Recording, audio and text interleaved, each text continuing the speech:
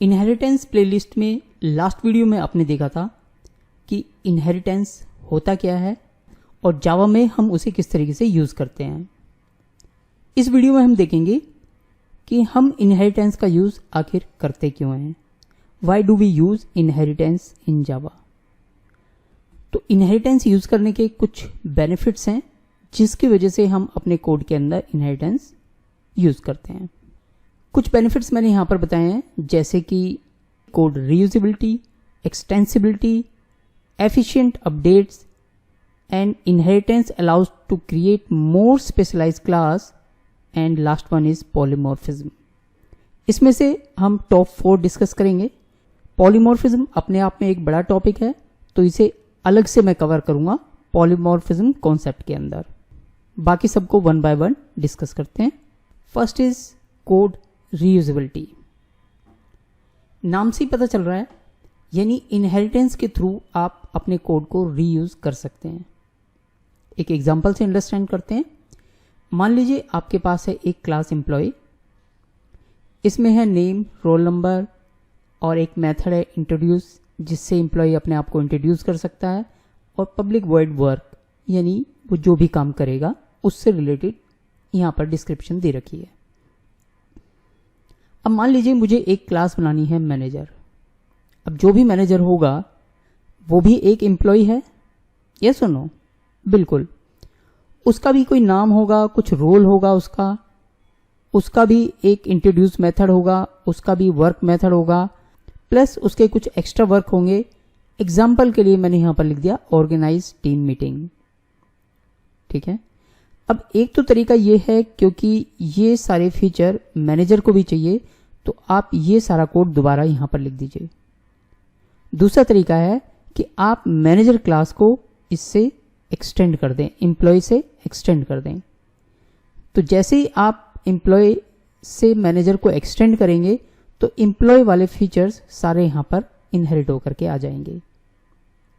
इसी तरीके से डेवलपर में भी, इसी तरीके से बाकी अदर क्लासेस के अंदर भी।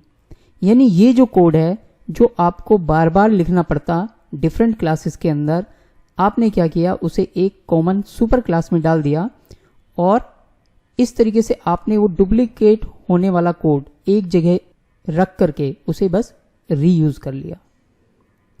तो इसलिए कहा जाता है कि inheritance is use for code reusability. Is it clear? Yes और नो? चलिए नेक्स्ट पॉइंट पे मूव करते हैं फिर, अगर क्लियर है तो।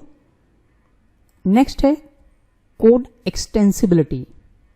इनहेरिटेंस आपके प्रोजेक्ट में एक्सटेंसिबिलिटी लेकर के आता है, यानी आप नए फीचर्स ऐड कर सकते हैं without modifying the previous code. यानी मान लीजिए आपने कोई कोड लिखा, आप अब कुछ नया फीचर ऐड करना चाहते हैं उसी से रिलेटेड, तो आपको एग्जिस्टिंग कोड मॉडिफाई करने की जरूरत नहीं है। आप उसे एज इट इज रख करके और उसे एज इट इज यूज करके और फीचर्स ऐड कर सकते हैं यूजिंग इनहेरिटेंस। कैसे? मान लीजिए एक क्लास है रिपोर्ट, इसके अंदर मेथड है gate data, process data, generate report. यानी ये डाटाबेस से डाटा गेट करेगी, उसे प्रोसेस करेगी यानी अरेंज करेगी, उसके बाद एक जनरल फॉर्मेट में रिपोर्ट जनरेट करके दे देगी। हो सकता है कंसोल पे प्रिंट करती हो या नोटपैड में प्रिंट करती हो। ठीक है, ये एक जनरल क्लास हमने बना रखी है रिपोर्ट। मान लीजिए आपके पास रिक्वायरमेंट आती है कि अब से रिपोर्ट MS वर्ड में भी जनरेट हुआ करेगी, तो आप क्या कर सकते हैं? या तो आप, जैसे ये गेट डाटा है, प्रोसेस डाटा है, इसमें ये जो काम हो रहा है ये कॉमन है। आप MS वर्ड में बनाएंगे तो भी आपको डाटा गेट करना पड़ेगा, प्रोसेस करना पड़ेगा। एक्सेल में बनाएंगे तो भी गेट करना पड़ेगा, प्रोसेस करना पड़ेगा। तो आप क्या कर सकते हैं, आप इसमें कुछ चेंज किए बिना एक क्लास बना सकते हैं वर्ड रिपोर्ट, जिसे एक्सटेंड कर लेंगे किससे? रिपोर्ट से। तो गेट डाटा, प्रोसेस डाटा, ये सारे फीचर्स आपके पास अवेलेबल हो जाएंगे, और जो जनरेट रिपोर्ट मेथड है जो रिपोर्ट जनरेट करेगा, उसमें MS वर्ड में किस तरीके से रिपोर्ट जनरेट होगी वो कोड आप यहां पर लिख सकते हैं। तो इस तरीके से आपने विदाउट मॉडिफाइंग एग्जिस्टिंग कोड आपने क्या कर दिया, अपने प्रोजेक्ट को एक्सटेंसिबल बना लिया यानी नए फीचर्स आप इसमें ऐड कर सकते हैं। इन फ्यूचर अगर रिक्वायरमेंट आती है कि अब से रिपोर्ट एक्सेल में भी जनरेट हुआ करेगी, तो आपने कुछ नहीं करना, ना इसमें चेंज करना है ना इसमें चेंज करना है।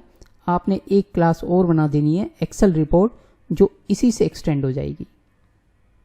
ठीक है, इसी तरीके से डिफरेंट काइंड्स ऑफ रिपोर्ट आप जनरेट कर सकते हैं। ये मैंने रिपोर्ट का एक एग्जांपल लिया ये बताने के लिए कि किस तरीके से इनहेरिटेंस कोड एक्सटेंसिबिलिटी को सपोर्ट करता है। Is it clear? ठीक है, नेक्स्ट पॉइंट पे मूव करते हैं। Next is efficient update. अगर कभी भी आपके कोड में किसी ऐसे जगह पर कुछ अपडेट करने की जरूरत पड़ी जो बाकी सब क्लासेस में कॉमन है, तो आपने अगर इनहेरिटेंस यूज कर रखा है तो आप सिर्फ सुपर क्लास में उसे चेंज करेंगे और बाकी क्लासेस के अंदर भी ऑटोमेटिकली अपडेट हो जाएगा, क्योंकि बाकी क्लासेस कहां से इनहेरिट कर रही हैं? इसी क्लास से इनहेरिट कर रही हैं। तो आप एक जगह चेंज करेंगे, बाकी सब जगह वो सेम चेंजेस एक्सेप्ट कर लेगा। इससे फायदा क्या होगा? इससे एक तो फायदा ये होगा कि आपको अलग अलग क्लासेस में चेंज करना नहीं पड़ेगा। दूसरा बेनिफिट ये हुआ कि अगर आप अलग अलग क्लास में चेंज करते, क्योंकि बहुत सारी क्लासेस होती, तो किसी ना किसी क्लास में ऐसे चांस थे कि कुछ एरर रह जाए। लेकिन जब आपको एक ही जगह चेंज करना है, अगर कुछ एरर रह भी गई तो एक ही जगह करेक्ट करना है। ठीक है, तो इसका मतलब एफिशिएंट अपडेट है। आप एक जगह अपडेट करेंगे, सब जगह अपडेट हो जाएगा और बग्स इंट्रोड्यूस होने के चांस भी कम है। ठीक है, नेक्स्ट पॉइंट पे मूव करते हैं। नेक्स्ट पॉइंट कि इनहेरिटेंस हम क्यों यूज करते हैं। With the help of inheritance we can create more specialized classes. For example, मान लीजिए आपने आज एक क्लास बनाई कार, इन फ्यूचर आपने एक और क्लास बना दी, मान लीजिए स्विफ्ट। अब स्विफ्ट के पास कार वाले सारे फीचर्स तो होंगे ही होंगे, जो स्विफ्ट स्पेसिफिक डिजाइन है या अदर फीचर्स हैं वो सिर्फ इसमें ऐड ऑन होंगे। ठीक है, यानी कार से आपने एक स्पेशलाइज्ड कार स्विफ्ट बना दी। ऐसे ही कुछ टाइम बाद आपको पता लगा कि आपको स्विफ्ट में कुछ और चेंज करने हैं, तो बजाय इसके कि आपने इसमें चेंज किया, आपने एक और क्लास बनाई स्विफ्ट डिजायर, और स्विफ्ट डिजायर के अंदर बाकी सारे फीचर तो स्विफ्ट वाले ही थे, जो एड ऑन फीचर करने थे वो हमने इसमें ऐड कर दिए। तो इस तरीके से आपने क्या किया, आपने पहले एक जर्नल बनाया, फिर उसे और स्पेशलाइज किया, फिर उसे और स्पेशलाइज किया।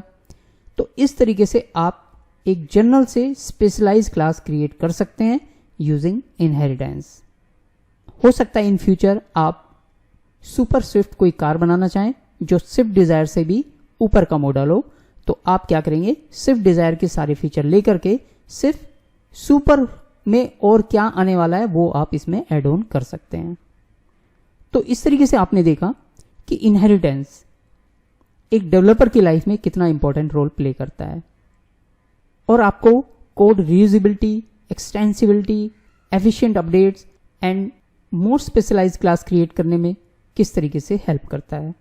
सो this was the answer, why do we use inheritance in Java. इन सभी चीजों को देखते हुए हम इनहेरिटेंस अपने कोड के अंदर यूज करते हैं। आई होप कि ये वीडियो आपके लिए यूजफुल रही होगी। इस वीडियो में ही तक, all the best, keep watching.